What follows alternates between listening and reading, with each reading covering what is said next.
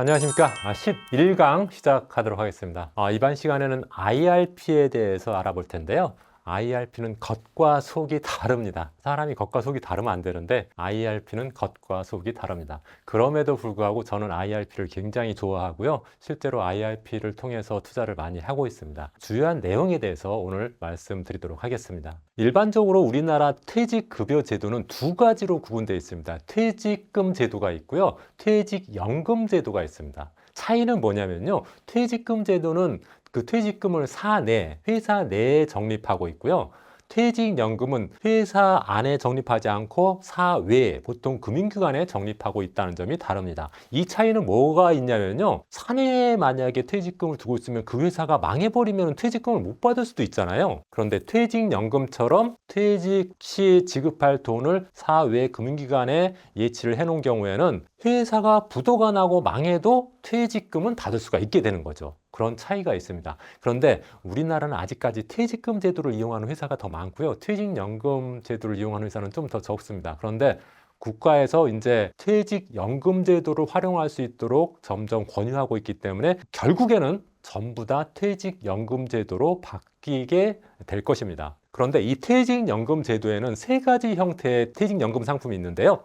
첫 번째는 확정급여형, 보통 DB형이라고 합니다. 두 번째는 확정기여형, DC형이라고 하고요. 그 다음에 IRP라는 게 있는데요. 확정급여형은 일반적으로 회사가 운용하는 상품입니다. 회사가 운용하는 퇴직연금 상품이라고 보면 되고, 확정기여형은 근로자가 직접 운용하는 퇴직연금이라고 보면 되는데, 확정기여형 같은 경우에는 운용 실적에 따라서 퇴직금이 달라지기 때문에 결과적으로 보면은 나중에 퇴직금이 예상보다 많을 수도 있지만은 또 운용을 잘못해서 적어질 수도 있다는 단점이 있습니다. 반면에 확정급여형은 회사에서 운영하면서 실제로 퇴직할 때 받을 수 있는 금액이 확정적으로 이미 계산되어 있기 때문에 그런 위험이 없다고 볼 수가 있겠습니다. IRP라고 해서 개인형 퇴직연금이 있는데요. 지금 오늘 말씀드릴 건데 개인형 퇴직연금 IRP는요. 사실은 회사가 내주는 게 아니라 내가 퇴직금조로 그냥 나 스스로 적립하는 돈입니다. 그러니까 겉으로 보기에는 회사에서 내주는 그런 퇴직금처럼 보이지만은 사실상 이름만 그렇고 실제로 돈은 누가 낸다? 내가 내는 거니까 개인형 퇴직연금이라고 해서 형식상으로는 퇴직연금에 속하지만은 실질적으로는 개인연금 상품이 바로 IRP라고 할 수가 있겠습니다. 이 IRP에 대해서 좀 알아보도록 하겠습니다.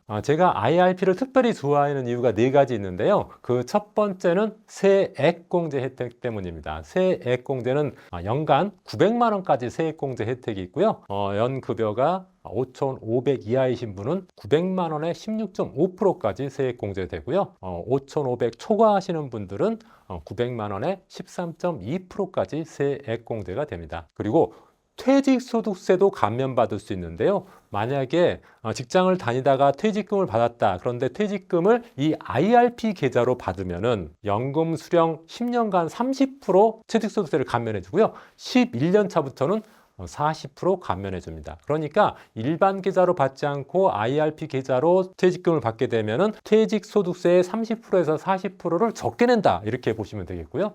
그다음에 과세이연이란 말은 세금을 늦게 내도 된다 이 말입니다. 그런데 일반적으로 IRP 계좌에 퇴직금을 넣으면은 바로 과세하지 않고 나중에 연금 수령할 때 과세하니까 그 기간만큼 세금을 안 내도 된다. 그만큼 유리하다고 볼 수가 있고요.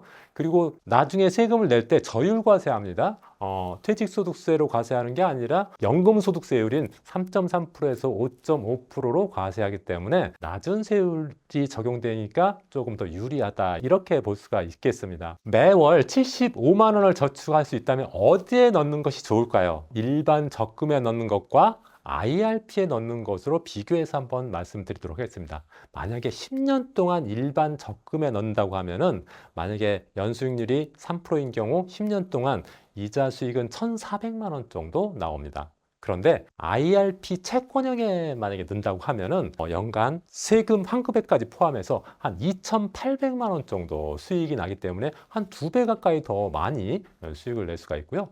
그 IRP 주식형 IRP에 만약에 넣었다고 하면은 10년 동안 한 8,700만 원 정도 수익을 낼 수 있으니까 일반 적금에 넣은 것보다 한 6배 정도 더 높은 수익을 낼 수 있다는 거죠. 그래서 IRP를 활용하면은 절세와 투자 수익을 병행할 수가 있는데, 이왕이면은 IRP 중에서도 반도체 ETF와 같은 좀 투자형, 주식형 상품을 선택하면은 절세뿐만 아니라 투자 수익도 높일 수 있다. 이렇게 여러분들이 알고 계시면 되겠습니다. 퇴직금 2억 원을요, IRP 계좌로 받으면 좋은 이유에 대해서 말씀드리겠습니다. 일반적으로 퇴직금을요, IRP 계좌로 받을 수도 있고 자기 급여 계좌 또 이런 일반 계좌로 받을 수도 있거든요. 그런데 우리나라 법은 원래 모든 퇴직금은 IRP 계좌로 받도록 하고 있습니다. 그런데 예외가 있어요. 55세가 넘어가면은 IRP 계좌로 안 받아도 될 수 있다는 예외 규정이 있거든요. 그런데 우리가 보통 퇴직을 55세 넘어서 퇴직하는 경우가 많잖아요.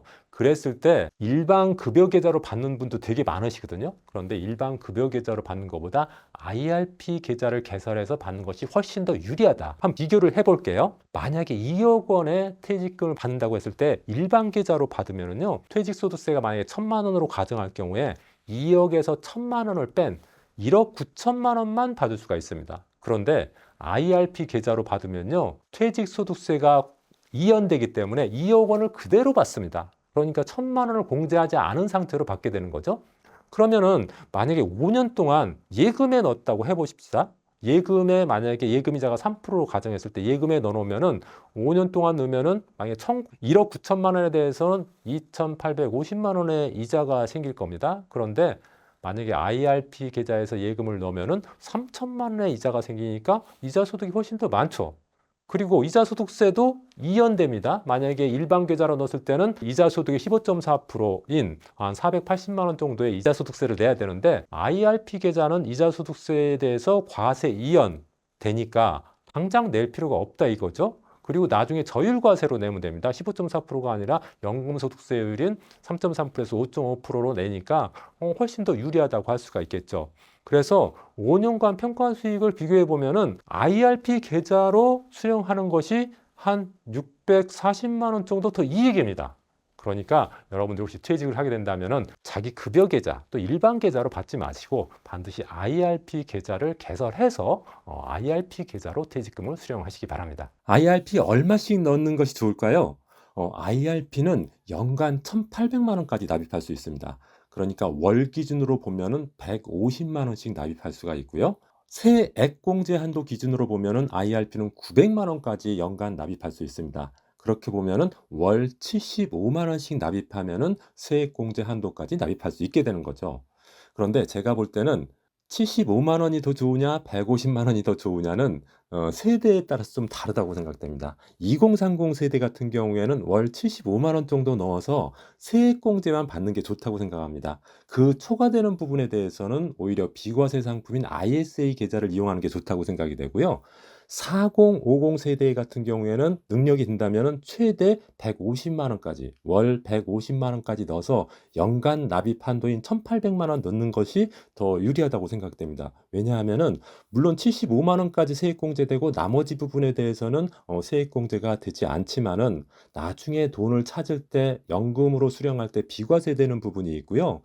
이제 4050 세대는 그 연금 재원이 중요한데 연금 부분이 많아지기 때문에 150만 원을 넣어도 되지 않을까 이렇게 생각이 됩니다. 네, 이번 시간에는 IRP에 대해서 말씀드렸는데요. IRP는 항상 연금저축과 연계해서 세제 혜택 한도를 여러분들이 아셔야 되고, 그렇게 보면은 연간 900만 원 한도, 월 기준으로는 75만 원 기준으로 세액 공제 받는다는 점 기억하시고 거기에 맞게 세팅하는 것이 좋다는 것을 말씀드리고 싶습니다. 여기서 IRP에 대해서 마치고요. 다음 시간에 좀 더 자세한 내용 알아보도록 하겠습니다. 고맙습니다.